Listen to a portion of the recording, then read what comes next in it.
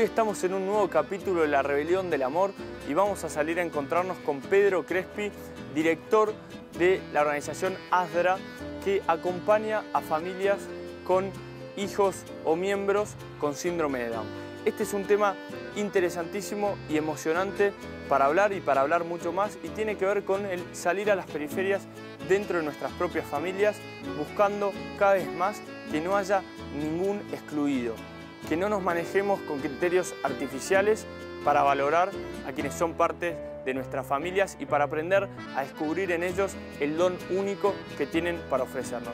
Así que, como siempre, los invito a que dejemos que este programa suscite en nosotros emociones, inspire ideales y nos movilice a acciones. Les propongo que vayamos a conocer a Pedro Crespi.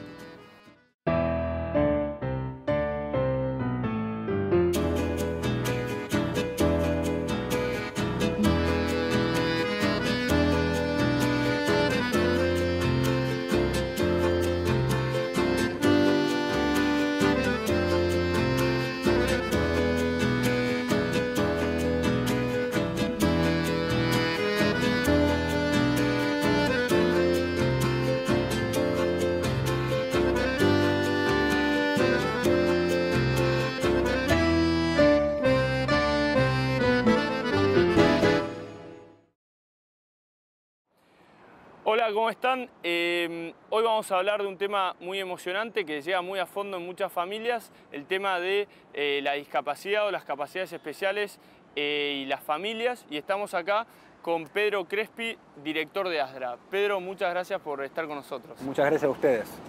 Y para introducir la nota quería contar, hace poco la madre de una de las voluntarias de Grupo Solio escribió un libro sobre cómo vivió ella tener una hermana y una hija con discapacidad y el proceso que ello implicó para su vida de fe y para su familia.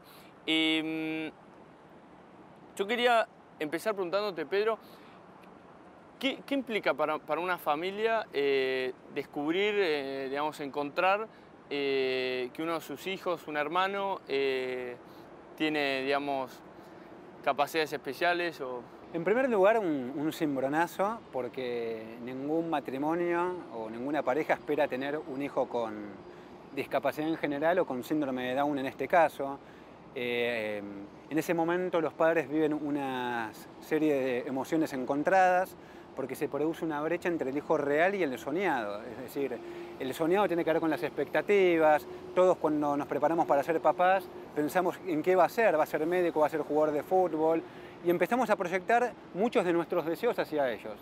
Cuando tiene discapacidad, pensamos que todo ese mundo se derrumba y que todo esto no lo va a poder alcanzar. Sí. Y la realidad es que esto no es así, porque después uno va encontrando y descubriendo al hijo real, que es el que es.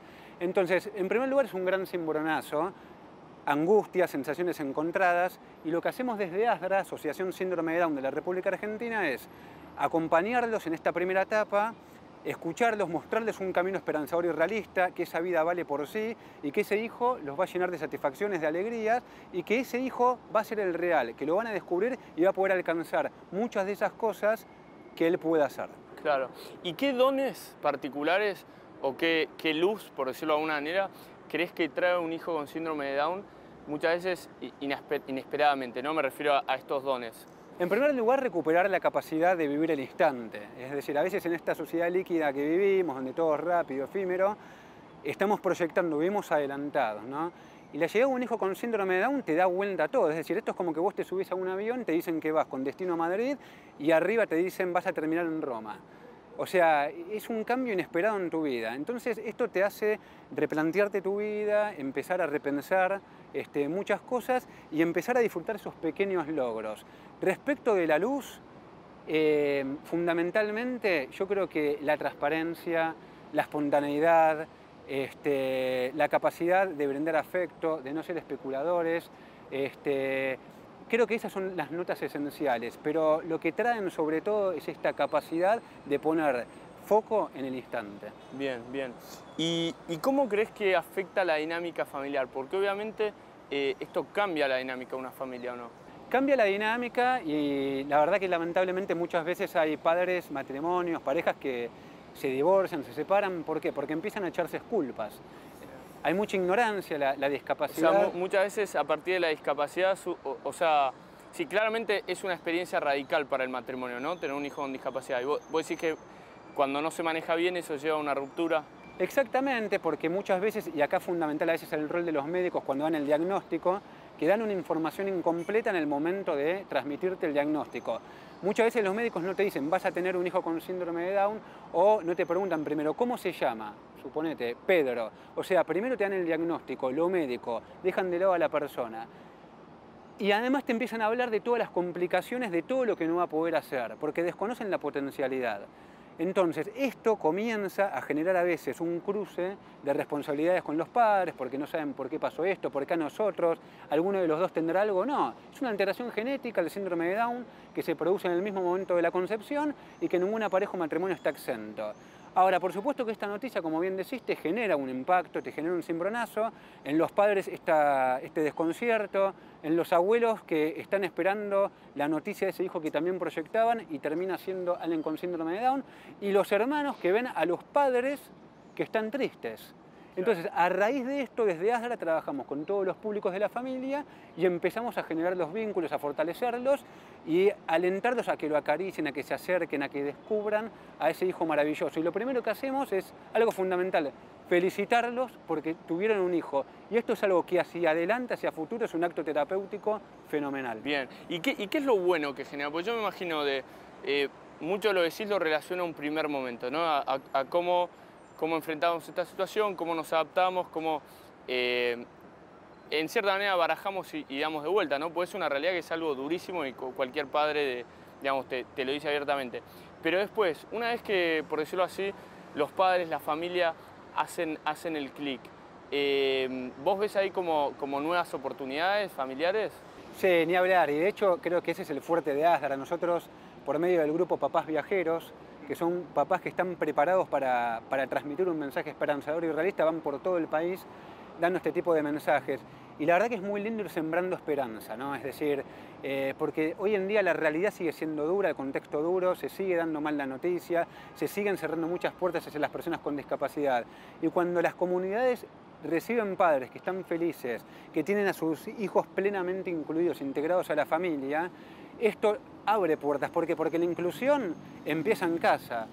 Cuando en casa hay inclusión, vos podés ir a pedir inclusión en otros ámbitos, en la escuela, en el trabajo, en el resto de la comunidad. Y esto es lo que transmitimos, es decir, cuando vos estás convencido, como vos mirás a tu hijo, lo va a ver el resto de la sociedad. Y eso tiene un poder transformador y multiplicador que, bueno, está a la vista del trabajo que hace ASDRA y muchas organizaciones en el país. Claro.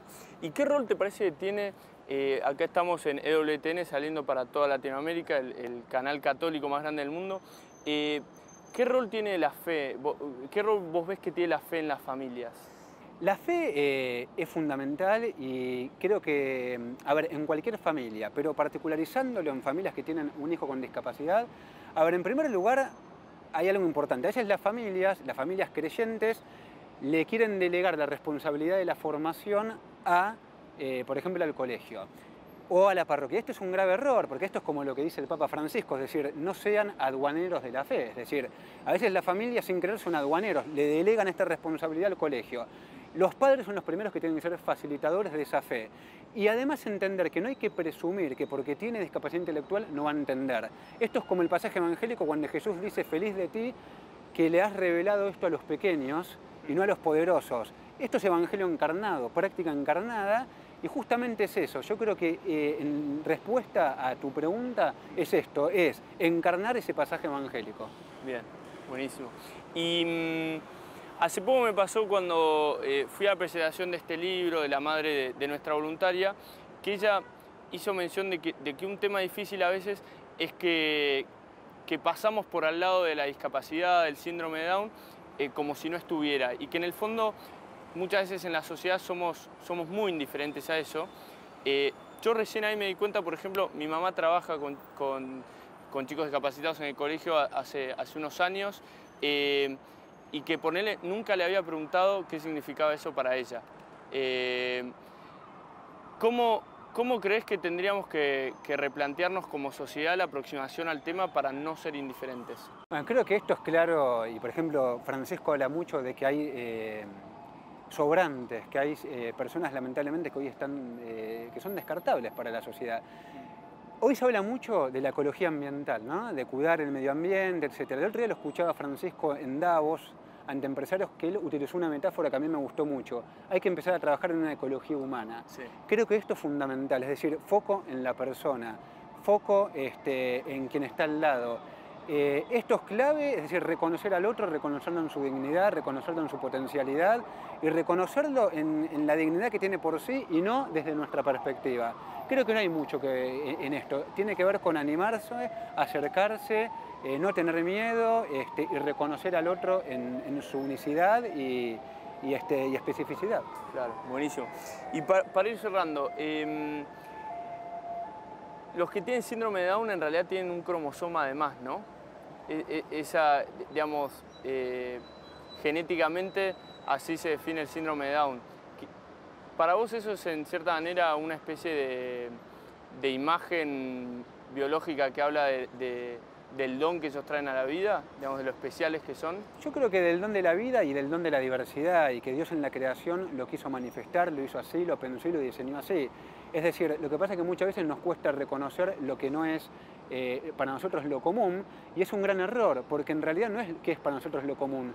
Yo estoy convencido que para Dios lo común es la diferencia. Y eso es lo que nos cuesta mucho a veces como humanidad, reconocer la diferencia, la tolerancia, vivir juntos, construir una comunidad inclusiva y no una comunidad de iguales. Claro, muy bueno, muy bueno. Es bueno que hoy en los colegios se está empezando a dar mucha más inclusión, ¿no? Sí, totalmente. De hecho, hay colegios que están avanzando con esto, y esto es bueno porque lo puedes extrapolar a otros ámbitos dentro de la iglesia, o del judaísmo o del islamismo.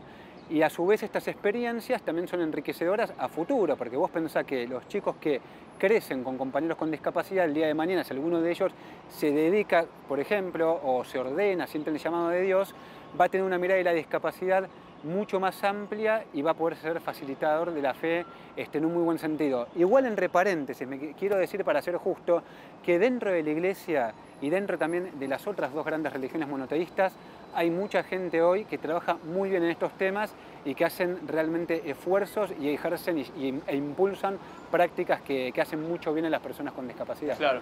Y entonces, respecto a la vida sacramental, o sea, vos lo que nos estás diciendo es que como las personas de síndrome de Down también tienen comprensión, o sea, que en la medida en que puedan comprender los actos que están realizando, pueden tener una vida de fe muy similar a la de otros, ¿no? Y también una vida sacramental rica. Totalmente, y tal vez mucho mayor, porque, a ver, siempre me cuido en las entrevistas de decir, por favor, no posicionemos a la persona con síndrome de Down en el lugar de un angelito, porque a veces esto pasa, que son angelitos, que son seres con mucho amor. Yo invito a que vengan a los televidentes y que conozcan a muchos de los hijos de los familiares de Asdra y van a ver que son como cualquier chico, que lo soltás un poco la rienda y te dan vuelta toda la casa. Sí, tenés angelitos y diablitos también, exactamente, ¿no? Sí. Pero tenés también también esto de que realmente tienen una predisposición realmente a la espontaneidad y a la transparencia, a la frescura, y creo que en ese sentido, a veces como no andan con esto de las especulaciones o midiendo cuánto amor van a dar o no, tienen una predisposición mucho más abierta, por ejemplo, en este caso a la experiencia de Dios y en consecuencia a la vida sacramental. Muy bueno, muy bueno. Y hablando de la experiencia de Dios, nos contabas hace un rato de encuentros de espiritualidad que están organizando. ¿Podrías contarnos un poco de eso? Sí, mira, justamente hace pocos días hicimos uno en la Pontificia Universidad Católica Argentina con representantes de las tres grandes religiones monoteístas.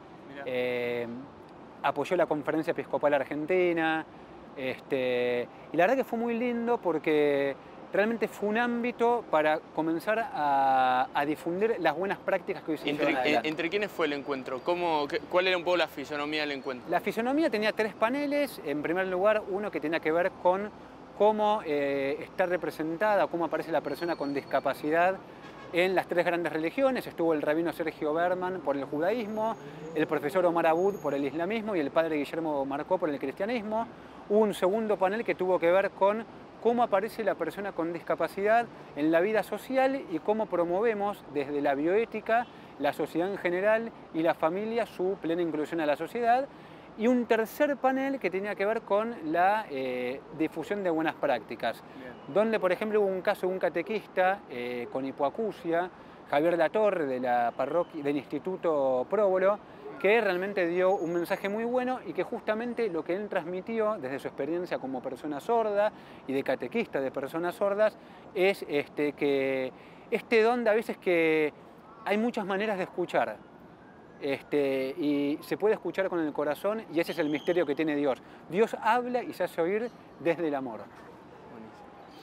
Bueno, te agradecemos un montón tu testimonio, felicitaciones por el trabajo que hacen, realmente es indispensable y bueno, esperemos que este programa ayude a seguir concientizando y a que cada vez más armemos una sociedad donde aprendemos todos de todos y nos vamos acompañando en el desafío de la vida. Así que bueno, muchísimas gracias. Muchísimas gracias a ustedes. Invito a los televidentes a que nos sigan en @síndrome-de-Down en Twitter o en facebook.com/Asdra. Perfecto, ahí abajo en la pantalla pueden ver los datos.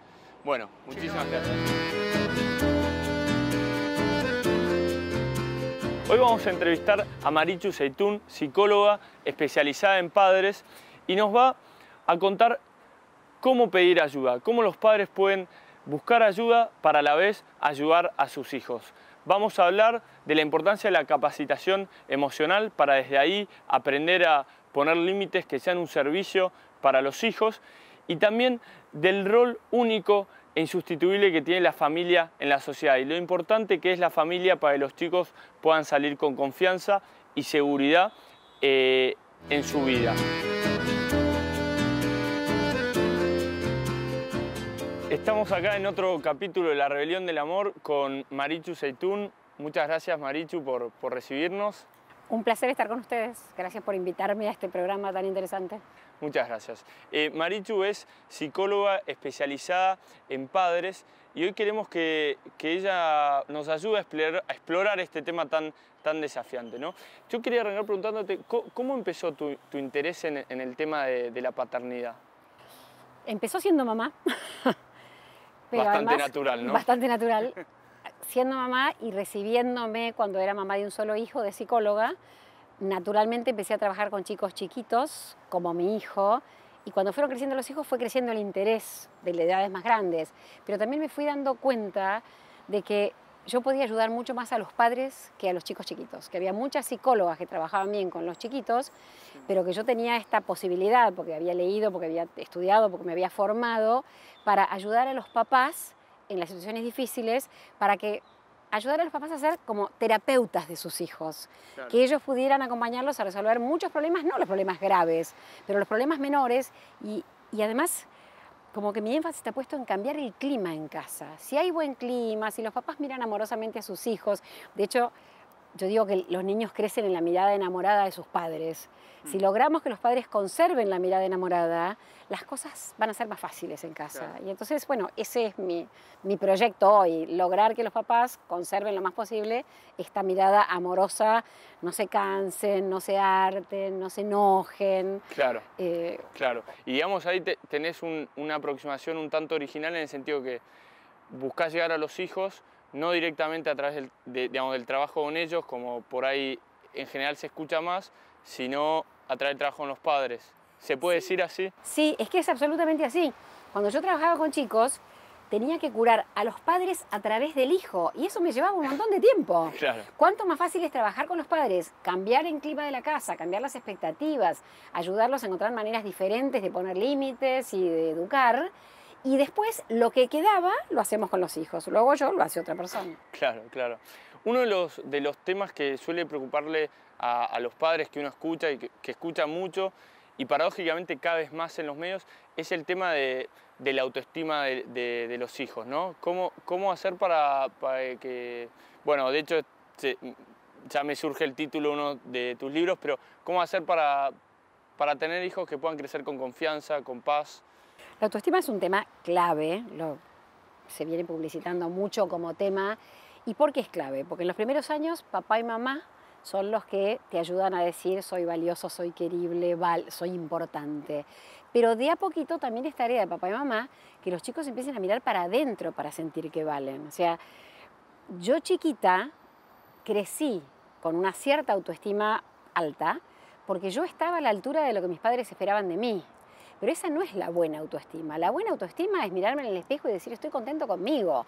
Esto a los 4 es imposible, pero los papás tenemos que ir soltando esto de cumplir con mis expectativas para que yo te sonría, para que el chico pueda decir, aunque a vos te guste la espinaca, a mí no me gusta, y que mamá sobreviva y no se ofenda ni le duela que el nene no coma la empanada de espinaca. Claro. Y es una tarea bastante compleja de hacer.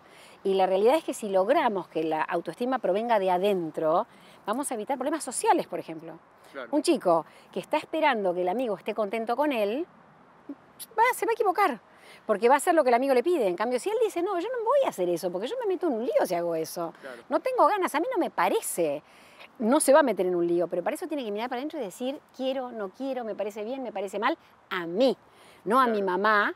Y el amigo es el heredero de mi mamá. Entonces, nada, no hay más remedio que conseguir que la autoestima sea autoestima. ¿Vos ves que los padres, en cierta manera, tienden a poner externamente, o sea, a poner ellos el baremo de la autoestima de los hijos y que los hijos van en esa línea? Sí, no es que tienden a hacerlo, es lo el que riesgo. Hicieron sus padres con ellos. Ah, okay. O sea, esto es un cambio de, no digo del siglo XXI, pero de finales del siglo XX, cuando descubrimos esto, y todos estamos tratando de hacerlo. O sea, Claro. soy abuela y me sigo equivocando porque todavía tengo metido en la cabeza el modelo de que los niños tienen que ser como los padres quieren que sean. Claro. No tienen que ser ellos mismos. Claro. Es como si no hubiera habido antes confianza que uno va a crecer para adelante, para arriba y bien. ¿Por qué tengo confianza de que este nogal va a dar nueces sin implorarle, sin tirarle de las hojas, y sin embargo le tiro del pelo a mis hijos para que sea una buena persona? Claro. Entonces está bueno entender que como confío en el nogal, confío también en mis hijos, que se Claro. puede convertir en una buena persona. Yo lo que tengo que hacer es alimentarlo, criarlo, quererlo.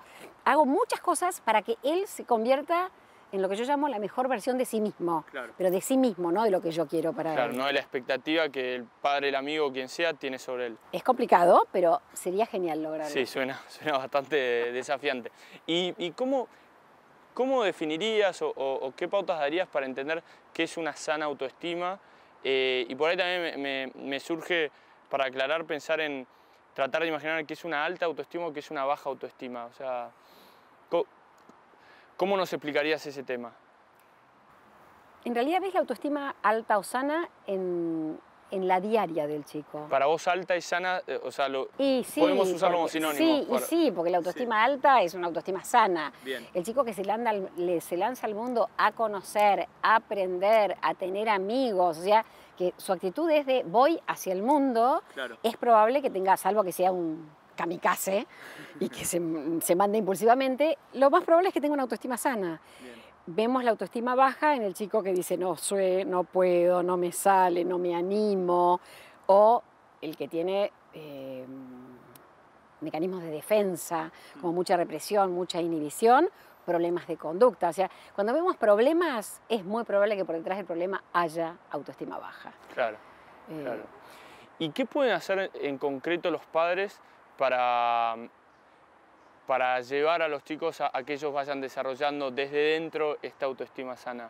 Ahí lo combino con mi segundo tema, que es la empatía y la capacitación emocional. Un progenitor que escucha a su hijo y no se asusta de que sienta celos, de que se enoje, de que se ponga triste. A los papás no nos gusta que los chicos estén tristes, que se preocupe, que por momentos se quede solo. O sea, un padre que es capaz de aguantar las cosas no tan prolijas de la vida de su hijo, pero no Estás aguantarlas, diciendo lo fuerte, ¿eh? no aguantarlas para permitirle que la realice. O sea, yo digo, un chico tiene que poder tener celos de su hermano. Claro. Lo que no tiene que hacer es tirarlo por la escalera. Claro. Y lo que no tiene que hacer es decirle ojalá te mueras. Pero tener celos es algo que los papás deberían resistir y sostener. Y sí, ¿cómo no vas a tener celos? Si nació después que vos, obvio, es normal y natural. O sea, la autoestima alta viene de que los papás podamos aceptar a nuestro hijo con sus luces y sus sombras. Si uno lee Jung, es interesante que dice que cuanto más oscura es la luz, más oscura es la sombra, más luminosa es la luz. O sea, si yo quiero que mi hijo sea muy luminoso, lo que tengo que hacer es tolerarle las oscuridades. Si lo obligo a esconder sus sombras, lamentablemente va a dar menos luz, porque la sombra es menos oscura cuando la luz es menos clara. Entonces, no sé cómo empieza primero una cosa y la otra, pero la clave es darles derecho a la protesta, escuchar lo que sienten y piensan y decir sí, ok, entiendo, pero así no te podés portar, eso no lo podés hacer. O sea, regular la conducta, pero no regular el mundo interno. El mundo interno no se puede regular. Claro. Si yo estoy furioso, por más que mamá me diga, es un disparate que estés furioso, no tiene sentido tu furia, el chico va a decir, la siento igual. O sea, adentro de mi cuerpo está mi furia. Claro. Entonces déjenme sentirla. No me dejen revolear el control remoto de la tele, pero déjenme estar enojado. Y bueno, esa es la tarea. Bien, ¿y cómo sintetizarías entonces esto de la capacitación emocional? O sea, para los que llegamos, nunca escuchamos hablar del tema como una introducción mínima. El eje es la empatía. Me pongo en tu lugar, camino el tiempo que haga falta, que pueden ser 5 segundos a 2 horas, en los zapatos del otro para entender lo que le pasa, por qué le pasa, qué siente, y recién después de eso delimito la conducta. O sea, si hay una cosa importante para que los padres hagan es, antes de delimitar la conducta, primero me pongo en tus zapatos y te escucho. Y yo te confieso que todavía no escuché un pensamiento que me parezca que no puede ser pensado, ni un sentimiento que no puede ser sentido, Claro. ni un deseo que no pueda ser deseado. ¿Por qué no voy a desear un auto a control remoto que vale $5.000? Claro. Es buenísimo, seguro que Claro, es buenísimo. No lo podemos comprar, pero ese es otro capítulo. Claro. Pero desearse, ¿y por qué Claro. no se va a desear? Entonces, un padre capacita o ayuda a capacitar emocionalmente a sus hijos cuando logra ponerse en sus zapatos por un tiempo, o lo que sea, como decías recién, y luego a partir de allí delimita un poco el campo de libertad, por decirlo de alguna manera. Sí, y tendría una partecita más que también en la sociedad de hoy es muy poco considerada, y es duelo. Es, Duelo. te comprendo, te delimito y te acompaño en el dolor de este límite que te estoy poniendo. Claro. Los papás también tendemos, para que no sufran los chicos, a querer que él entienda por qué le pongo el límite. No a entender yo cómo no vas a estar enojado si yo te dije que íbamos al cine y no podemos ir porque me duele la cabeza. No es lo mismo decir, ¿no entendés que me duele la cabeza? ¿Te crees que lo hice a propósito? Por eso no vamos al cine, que decir, y sí, ¿cómo no vas a estar desilusionado y rabioso? Te pasaste todo el día esperándome para ir al cine y ahora te digo que me duele la cabeza y no vamos. Todo eso devuelve al chico, no soy un monstruo, Claro. porque quiero ir al cine con mi mamá igual, aunque le duela la cabeza. Claro, es una instancia de comprensión, de Claro, aprendizaje. y esta instancia del duelo es, te acompaño en el dolor de que no puedes hacer todo lo que querés, te acompaño en el dolor de que las cosas no son siempre como uno quiere, que hay que esperar, que hay que frustrarse, en una sociedad que es todo ya, todo como yo Sí. quiero, Claro. mucha inmediatez, y nada, tenemos que pelear contra eso. Cerrando hoy la rebelión del amor, creo que es muy importante que reflexionemos en lo trascendental que es que aprendamos a no dejarnos vencer por el miedo, que sepamos administrar ese miedo y tener confianza en todo lo bueno que puede venir, incluso en las situaciones más inesperadas. También es importante que aprendamos a descubrir esta sensibilidad especial que muchas veces tienen los chicos discapacitados o con síndrome de Down, y entender que esta sensibilidad, que puede ser distinta, puede en muchos casos ser más un don del cual ellos pueden disfrutar y no siempre una limitación. Y por último, déjenme agregar esta idea de lo importante que es acompañarlos en su vida de fe. Nuevamente, su sensibilidad es distinta y puede plantear distintos desafíos, pero es importante que nosotros estemos conscientes de esto y los ayudemos a desarrollar una vida de fe, que ellos puedan recorrer este camino también sacramentalmente todas las veces que se pueda. Con el tema de los chicos con capacidades especiales, quisimos ver casos que son más bien excepcionales, y por otro lado con Marichu analizar un desafío que implica una cierta periferia en todas nuestras familias y que son casos que todas familias, desafíos que todas las familias tienen, ¿no?